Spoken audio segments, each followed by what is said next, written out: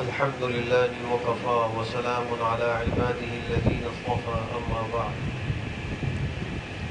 فعن أبي هريرة رضي الله عنه قال قال رسول الله صلى الله عليه وسلم: المسلم من سلم المسلمون من لسانه ويده، والمؤمن من أمنه الناس على دمائهم وأموالهم.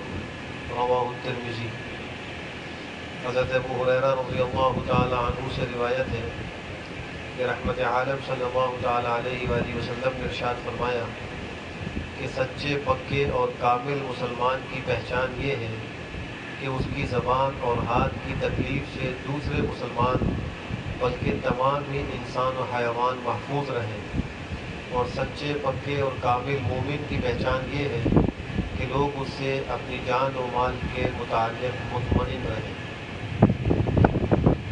اللہ سبحانہ و تعالیٰ کی طرف سے سرکار دو عالم صلی اللہ تعالیٰ علیہ وسلم کو جتنے احکامات دے کر اس دنیا میں بھیجا گیا، ان تمام احکامات کے صرف ماننے کا نام دین و اسلام نہیں ہے، بلکہ دل سے ان کو ماننے کے بعد اپنے اعضاء سے ان پر عمل کرنے کا نام ایمان و اسلام ہے۔ اگر ایک آدمی صرف ان احکام کو جانتا ہے، دل سے مانتا بھی ہے، لیکن اپنے اعضاء و جوارح اور اپنے جسم پر ان کا نفاذ نہیں کرتا، تو وہ کامل مسلمان اور مومن نہیں ہے۔ یہ دو لفظ بولے جاتے ہیں، ایک اسلام ایک ایمان۔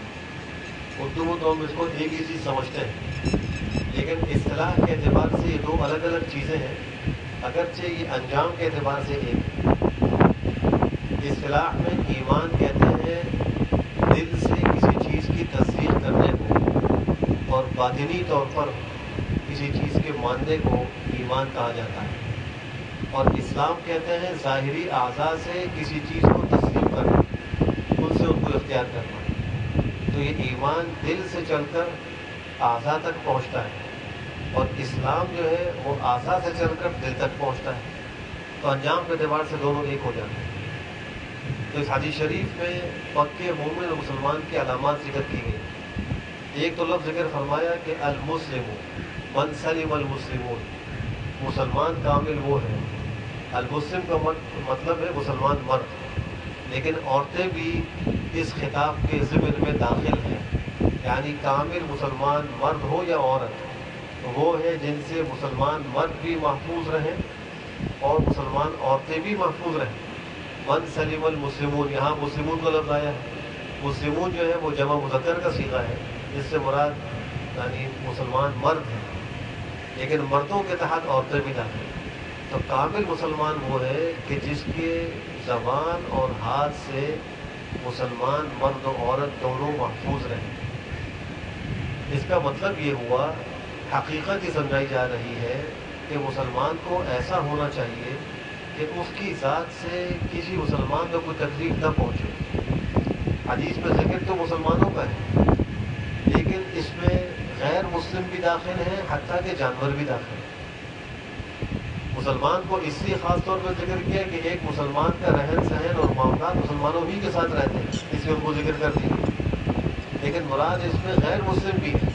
تو مسلمان اور مومن کی ذات ایسی ہونی چاہیے کہ اس کی زبان اور ہاتھ سے نہ کسی مسلمان مرد و عورت کو تکلیف پہنچے، نہ کسی غیر مسلم مرد اور کو تکلیف پہنچے، نہ کسی جانور کو تکلیف پہنچے، تو وہ کامل اور پکا مسلمان بنے۔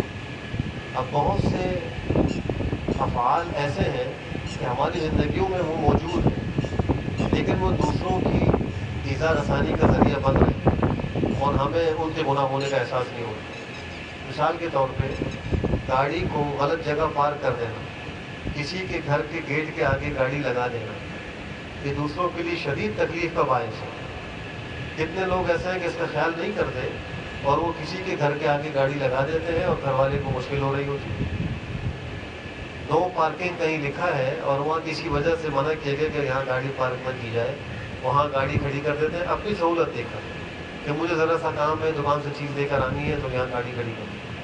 بسا اوقات گاڑی روڈ پر ایسی پارک کی جاتی ہے کہ آدھی گاڑی روڈ کو گھیر رہی ہوتی ہے اور آنے جانے والوں کو تکلیف ہوتی ہے۔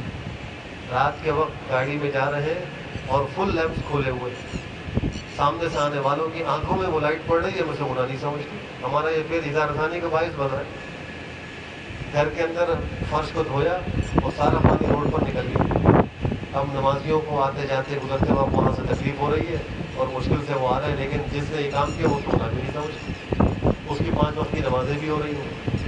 یہ تو عام معاشرے کے معاملات ہیں, ایسی بہت سی مثالیں ہم دیکھ سکتے ہیں. اور پھر ہم اپنے ماتحتوں کے ساتھ, اپنے نوکروں کے ساتھ, اپنے ملازمین کے ساتھ جو رویہ رکھتے ہیں بسا اوقات وہ زبان سے انتہائی تکلیف کا باعث ہوتا ہے. اور سر کسی کو بلانا ہے, ابھی وہ ادھر آ, سنتا نہیں. ابھی تخاطب کا انداز کتنا بد تہذیبی پر مشتمل, کتنی بد اخلاقی پر مشتمل. اس کو کہہ سکتے ہیں بھائی بات سنیے, مجھے یہ کام ہے, یہ کر دیجیے. ایک انداز یہ ہے, اور ایک ادھر آ, سنتا نہیں. یہ زبان سے تکلیف پہنچانا ہے. اب چاہے ماتحت کو عام طور پر جیسے ماتحت ہی کے آگے انسان کی لینگویج تبدیل ہو جاتی ہے, ورنہ اپنے برابر یا اپنے سموچے کے آگے تو بڑا بااخلاق انسان بنتا ہے, اور وہاں بڑا آسان ہے اپنے افسر کے آگے اس کو سلوٹ کرنا اور اس کو اچھے اخلاق سے مخاطب کرنا اور اس کے سامنے بالکل سر جھکا کر اس کی بات سننا. ہے تو آسان ہے. اخلاق کا پتہ لگتا ہے اپنے ماتحتوں کے ساتھ, زیر دستوں کے ساتھ, اپنے ملازمین کے ساتھ, کہ انسان ان سے کیسا رویہ رکھتا ہے. گھر کے اندر بیوی بچے ہیں, بہن بھائی ہیں اور اولاد ہے, اور ان سے رویہ کیسا رکھا ہے. اندازہ وہاں پر ہوگا اس لیے کہ بیوی کمزور ہے, گھر میں عورت آ, ایسا اوقات گھروں کے اندر بیوہ بہنیں آ جاتی ہیں, مطلقہ بہنیں آ جاتی ہیں. ان کو ایک بھائی اور ایک باپ کبھی اپنے لیے بوجھ سمجھتا ہے, ان سے انتہائی سخت لہجے میں گفتگو کی جاتی ہے. یہ زبان سے تکلیف دینا ہے. حدیث فرمایا من صاحب المسلمون من لسانی, پہلے زبان کا ذکر کیا, پھر فرمایا کہ اپنے اس کے ہاتھ سے ہی محفوظ رہے. شرح حدیث نے اس پر بھی کلام کیا ہے کہ من لسان ہی کو پہلے کیوں ذکر کیا, یدی ہی کو بعد میں کیوں ذکر کیا. ایک وجہ یہ ذکر کی ہے کہ زبان سے تکلیف پہنچانے کا دائرہ بہت وسیع ہے, یہاں تک کہ مردوں کو بھی برائی سے یاد کرنا ان مردوں کو تکلیف دینے کے مترادف ہے. زبان سے یہ کام بھی ہوتا ہے. گزشتہ زمانے کی مخلوقات کے بارے میں غلط زبان استعمال کرنا یہ بھی زبان سے تکلیف دینے کے مترادف ہے. آئندہ آنے والے انسانوں کے بارے میں بات کر لینا زبان سے تکلیف دینے کے مترادف ہے. جو زمین پر موجود ہے, کسی بھی ملک میں, دنیا کے کسی بھی کونے پر ہے, اس کی غیبت کر لینا, اس کی برائی کا ذکر کرنا, یہ سب زبان سے تکلیف دینا ہے. ہاتھ کا دائرہ کار محدود ہے, جو ہاتھ کی رینج میں ہوگا اس سے اس کو تکلیف پہنچائی جا سکتی ہے. اس لیے زبان کو پہلے ذکر کیا, اس کا دائرہ بڑا وسیع, اس کو کنٹرول کیا جائے, زبان کو بہت حفاظت سے استعمال کیا جائے. میں نے ایک دفعہ ذکر کیا تھا کہ عربی کا مقولہ ہے جرمہ صغیر و جرمہ کبیر. جرم اور جرم ایک لفظ کی حرکت کے فرض سے معنی تبدیل ہو گیا. جرمہ صغیر یعنی زبان کا جسہ اور اس کا جسم بہت چھوٹا ہے, چند جو ہے وہ سینٹی میٹر کا ہے, آپ اس کی جو ہے, یا چند جو ہے وہ انچ کا ہے, اس کی زبان ہے. لیکن جرم ہو کبھی اس کا جرم بہت بڑا ہے. عربی کا شاعر کہتا ہے کہ جراحات السنان لها التیام ولا یلتام ما جرح اللسان. تیر اور نیزے کے جو زخم ہیں وہ تو بھر جاتے ہیں, لیکن زبان کا زخم نہیں بھرتا. اس زبان کی وجہ سے زندگی بھر کی دشمنیاں پیدا ہو جاتی ہیں.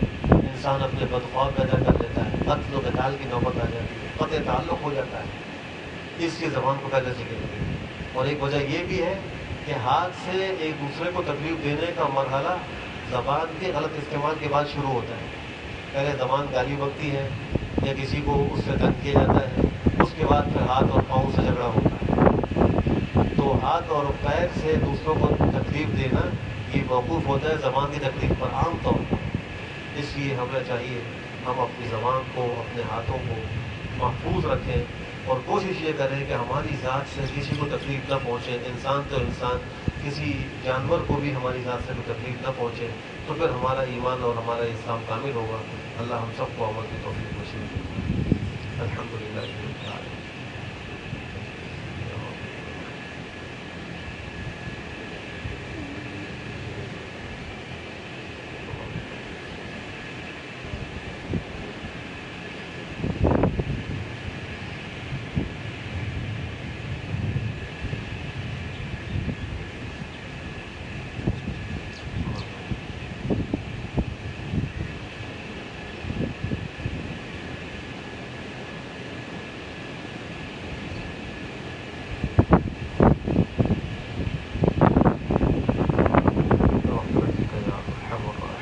میجر منصف خان صاحب کا آج پنڈی میں انتقال ہو گیا ہے.